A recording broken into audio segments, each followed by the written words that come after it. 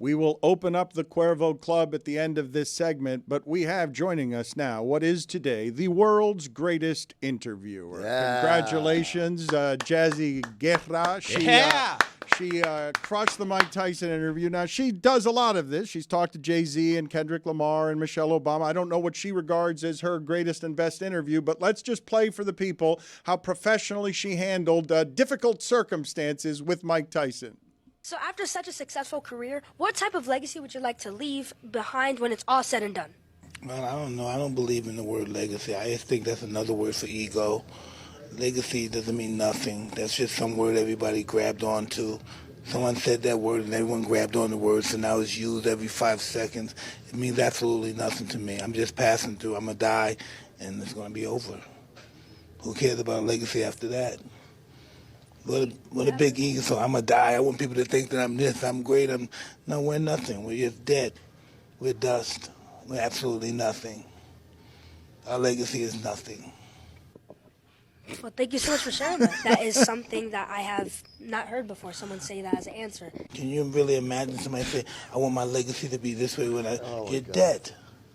Why do you want somebody, you think somebody really wants to think about you? What's the audacity? I think, I want people to think about me when I'm gone. Who the cares about me when I'm gone? Jazzy, you did such a great job. The silence, just excellent interviewing work to allow the silence for him to continue talking. But thank you so much for the compliment. And honestly, this is the greatest interview now. Just letting you guys know. Oh, yeah, I mean, we thought so too. But among all the ones you've done, what was the previous greatest before this one?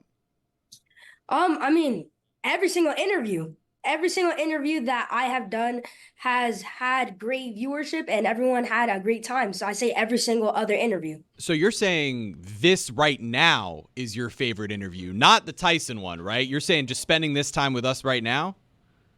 Yep, that's exactly what I'm saying. Oh, we have a quarterback. We have a quarterback. You're a hero. I think she's being, that's false flattery. That's a quarterback. Are you saying this on every interview that you're doing? No, I'm not, and you can check. You guys can check. Okay. I'm not. I'm sorry. My bad. We'll check. No, I don't think we need to check. I actually believe her here. When Mike Tyson went to death there, you were how surprised? As a reporter, you have to expect the unexpected, but that was something that I did not expect. But I feel like I took it professionally, and I was really, really surprised. But at the same time, everyone has their own views and everyone has their own kinds of meaning of life. And they're worshiping you. They are bowing. Yeah. They are bowing. Yes, bravo. But Jeremy's also distracting the content from being made, and this is typical she's a pro. of his behavior. Yes. She can learn. She can learn nothing from you. So, Jazzy, I want to ask you. You've tried to interview Mike Tyson before, and he's turned down most requests. How did you guys land this one? Well, MVP Promotions, they actually helped me get this interview. And it's not like this was my first time interviewing Mike Tyson. I had a chance to interview him before. And that's why he decided to accept the interview, because he knew what kind of questions I actually ask. On the level of surprise to a question you've asked, certainly this was the most surprising answer you have received, yes? When you say that you had not heard that before, I'm assuming that was the most surprised you've been during one of these interviews? Yes, it was. That was one of the most surprising moments I've had in an interview. I was not expecting that answer whatsoever. Were you a little scared? Not really scared. I was more so just listening to what he had to say. But you do understand that the face that he gave you was scary, that he was talking about death. So I was scared on your behalf. I'm still scared. Oh, no, I wasn't really scared at that moment. I feel like Mike Tyson, I'm from Brooklyn. We're both from Brooklyn. So at the same point, if he was trying to scare me, I wasn't going to get scared. Oh my God. Okay. All right. Amazing. I mean, all right. I see if you can find for me interviewing Mike Tyson, and so she can hear how scared I was when he got mad at me, and I will show you how not to do this, Jazzy. What has been some of the reaction that you have gotten that has been most interesting or exciting over the last 24 hours?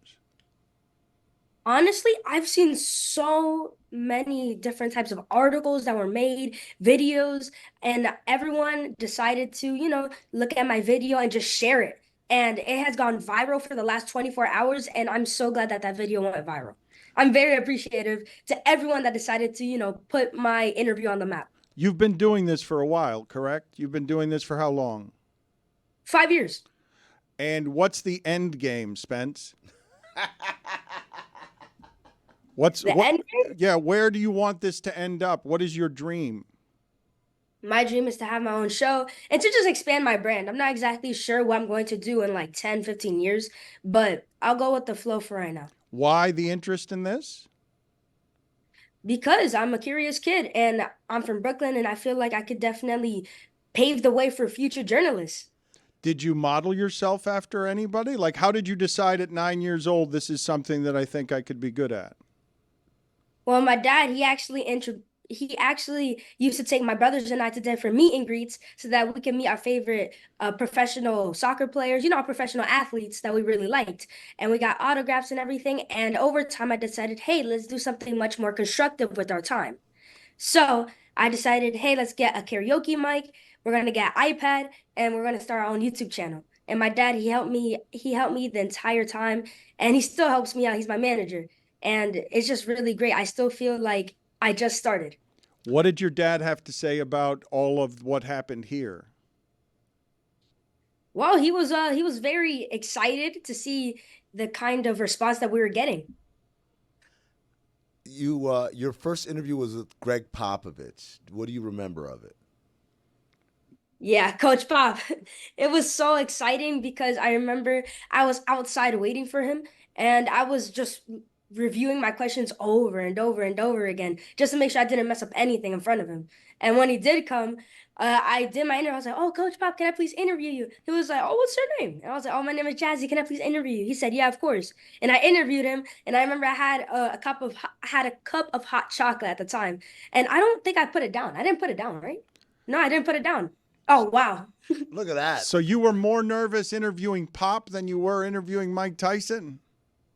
Yeah, I mean, that's your first interview. If that's my first interviews, then yeah. Yeah. Okay. I'm sorry. I didn't mean to offend you. I didn't mean to. No, it's okay. Let's just play the sound so that Jazzy can hear. Now, I've been doing interviews for 30 years, okay? And Mike Tyson didn't like something that I asked him, and I immediately started peeing down my leg because I was very scared, and you will hear it here. Mike, how'd you feel that went? How'd you feel like that went? Was that okay for you? No, what do you think about it? What do you think? Since you think you're being smart a little bit about it, what do you think I went? No, not being smart. I would not do that to Mike Tyson. I'm not being smart. It's just our experiences with you have been up and down. I am not being smart. No, sir. I say it in the most respectful way possible. Well, you're the interviewer, so you tell me how it went, buddy. Uneven, I would say. Sometimes the questions were okay. Sometimes the answers were short. And didn't seem like you wanted the question. I'm sorry. I just got out of bed this second, and I'm sorry I can't give you the interview that you anticipated. Probably in the next interview I will be able to do that, buddy. Okay. I'm sorry if I've upset you, Mike. Thank you for being on with us. No, you didn't upset me. Because if you upset me, you would have known about it. Okay. Well, I felt like you know regardless, about it, yeah. Mike, your aura is such. Your aura Thanks, is such. Mike. Thank you, Mike. Okay. Thank you, Mike. Thank you, Mike. Bomani at the end. Go ahead and Jazzy, as the world's best interviewer, go ahead and critique that, please. And you don't have to be polite. I want your professional assessment. Well, professional assessment, that's Iron Mike for you. I don't know what to say. I mean, that's Iron Mike. With the nickname, she's a pro. She gets it. Yeah, but I have to do a better job there, do I not? Like, didn't I fail? Wouldn't you give me any tips there to say, here's what you could have done slightly better? No, you did a great job. I enjoyed it. I enjoyed hearing that. It was very entertaining. I'll tell you what you could have said, Dan. You could have said, "I've never heard that answer before." I could have. That was. I'm gonna tell you right now. That is brilliant. I saw that. I said, "This is a pro right here. She's a pro," because that's the one thing. That's the only thing I think you could say in that situation after being handed an answer that was completely out of left field. At what point did you know you were going to have the wherewithal to say that? Did you know it midway through his answer, or was that on the spot when he just had that moment of silence? That was on the spot because when I heard that moment of silence, because I usually like to give people silence afterwards just to make sure that they have all their thoughts together and that they don't want to add anything on to their answer. But when I realized that he wasn't going to add anything on, I was like, okay, that's the first thing that I said. That's the first thing that clicked. And it was a transition. I was trying to transition to the next question because that was something I haven't heard before. And that was something that, I wanted to just transition to my next question. What is the key to doing a good interview? What one key above all others? Just have fun and be yourself and have research. Yeah, research. That's many different answers. Those are different answers. I asked you for one answer and you gave me many different research. answers. Okay. I think research. How much prep work do you do before an interview? Lots. A lot. A lot. A lot of research. And the most nervous you've been before an interview was Pop? Like, did you get rid of all the nerves since then? You're fine now? Okay, I'm going to tell you guys something, and I tell almost everyone this. I still get nervous before interviews. I get really, really nervous, but I also get really excited. So it's like a weird mixed feeling thing that's going on. It's like excitement with nervousness. So that's why and that's where my energy comes from. Jazzy, delightful. Thank you for being on with us. Congratulations for your interview. It's funny to you as well, correct? While also an excellent interview. Okay, Jazzy, good seeing you. Thank you. Thanks. Thank you so much for your time. We will open up the Cuervo Club in a second and send you into the weekend, but we're going to start our weekend early next week. On Thursday, we are going to one of our favorite places in South Florida, Flanagan's. What are the details? We're going to have a pretty good turnout from the show there. I'm not certain if I'm going. We're doing 2 of these the rest of the year, and I'd prefer to do a Dolphin game. But I might be tempted by the nachos because of how much I love Flanagan's. So, and those are big nachos, Dan. Yeah, yes, and I haven't had them in a while. So tell the people what it is we're doing Thursday. All right, Dan, Le Batard Show, Miller Lite, Flanagan's Collision Course. Join us Thursday, November 21st. That's next Thursday at Flanagan's in North Miami Beach, 13205 Biscayne Boulevard for our Thursday Night Football watch party. Presented by Miller Lite. It's Steelers and the Browns, a big-time divisional matchup for a Thursday night. It tastes like Miller time. But we're excited because we've always talked about doing stuff with Flanagan's, right? And it's never really materialized. Now it's finally done. We're combining 3 amazing things. Flanagan's, Miller Lite, and the Le Batard Show. Dan may be there. And football. Four. Wow. 4 things. 4 things. I didn't even think of football. How could you not think of football? I know. That's on me, Coach. But we're all going to be there. Maybe Dan for the nachos. Maybe not. We're not 100% sure. By the way, veteran move with the nachos at Flanagan's, you can refill. Because they give you a mountain of nachos. If you get through halfway and you've got all you have is chips left, you send that thing right back. They'll fill that thing up for you again. I did not know that. That's disgusting. You are a foul human being that you know that there are refills of nachos. Yeah. I'm not by myself. Dan. It's Mexican Mondays, Dan. You get a pitcher at Flanagan's. You get the nachos. You're watching the Monday Night Football game. You're doing your thing. All of a sudden, boys are looking up at the screen. Nachos are gone. What happened? Order me some more. Another pitcher. Before we get to the Cuervo Club, I simply want to put into context what it is that just happened with Chris Cody. Previous to that moment, seared into my memory from a long time ago, Walter Hudson used to be one of the fattest men in the world. And Walter Hudson one time couldn't get out of his bed or the house through any of the doors, so they had to crane lift him over the top of the house out of his house. And this was a circus of an event.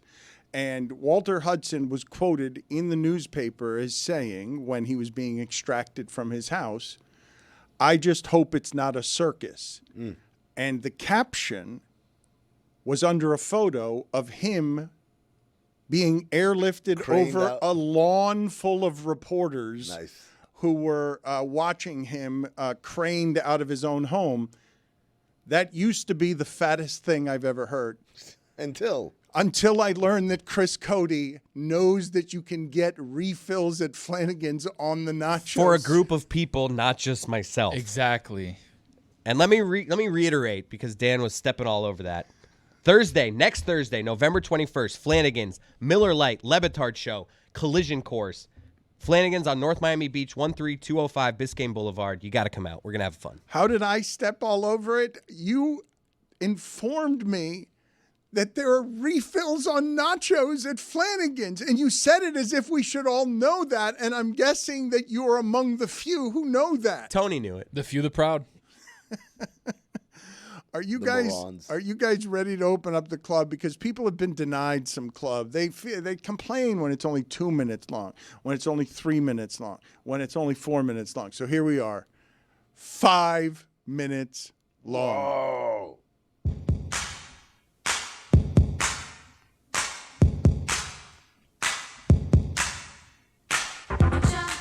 Did we talk too much about the Tyson-Paul fight? Not enough.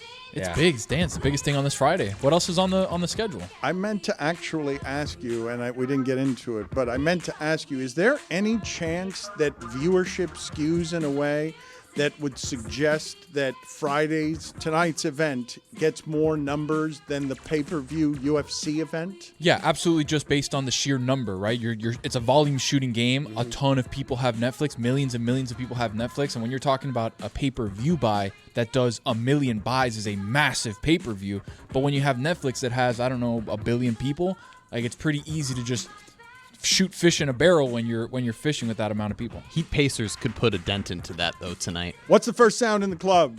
It's the final nightgown. One of my favorite moments of the week, that was produced in 9 minutes and sounded like it. Let me remind the people, Cuervo Club is brought to you by Cuervo. Now's a good time to enjoy the tequila that invented tequila, Dano. Who else is in the Cuervo Club? Ay, ay, ay. That's the middle of a fight in hockey that had 37 punches straight per side. Who else is in the club? Kevin Harlan. Such a good call of a blocked field goal. They go to so much time in broadcasting school on like you've got to nail the moment. He laid out perfectly for silence and he drilled the call. You can feel that coming from his glutes. Hamstrings? Back of his knees? Ankles. Achilles? Heel? Who else is in the club? We got a bunch of basketball players fighting. The pilot. The pilot on the Auburn plane. We got a bunch of basketball players fighting. Cuban pilot would have done it differently, by the way. Hay un bayou ahí. No sé qué está pasando. We did not make enough with this sound. Both the pilot's accent and the ambient sound that makes it very clear this sound can only be coming from a cockpit. We got a bunch of basketball players fighting. Basketball players fighting. They had to reroute that flight. We got a bunch of basketball players fighting. Who else is in the club? Treat yourself a round of sausage. No. How delightful was he, incidentally? Oh, that guy Good rocks. vibes. What a day. Him, It's been Jazzy. a good day. Who else is in the club? Well, thank you so much for sharing that. That is something that I have not heard before. What a pro. She was delightful. What a pro. Quarterback. A little too much quarterback. So I'm going to die. I want people to think that I'm... What? Come on. That was Ryan Seacrest. That wasn't me. Wait a minute. It's true. What was that stray Jazzy Guerra just caught back there? You coward. You coward. You wait. I was in Amin's ear like, I don't like that answer. A little too polished. Well, thank you so much for sharing that. Wait a Too minute. polished. Dude, let's be honest. I love her. She's amazing. She's incredible. She's incredible. But there's a lot of used to sound montage in her. You guys are thieves of joy. This is ridiculous.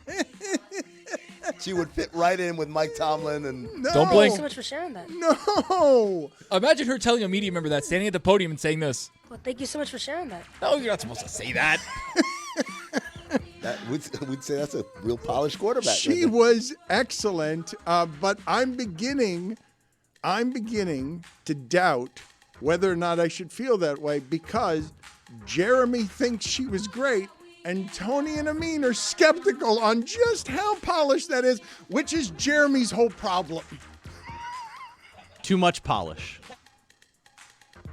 Who else is in the club? So I'm going to die. I want people to think that I'm this, I'm great. We're nothing. We're just dead. You are dead. Dust. No, but we're nothing. We're just dead. She left the silence for we're dust, too. No, we're nothing. We're just dead. Cynthia. Lest you think it was just dead, though. No, it's dead and then dust. Thank you so much for sharing that.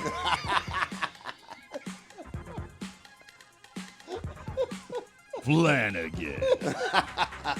Yes, sir. Well, thank you so much for sharing that.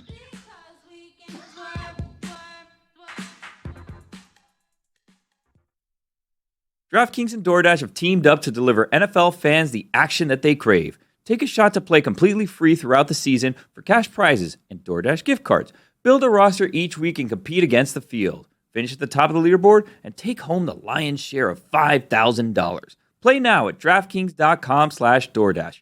Eligibility restrictions apply. Void where prohibited. Terms apply. See DraftKings.com/DoorDash for details. Must be an account holder to play.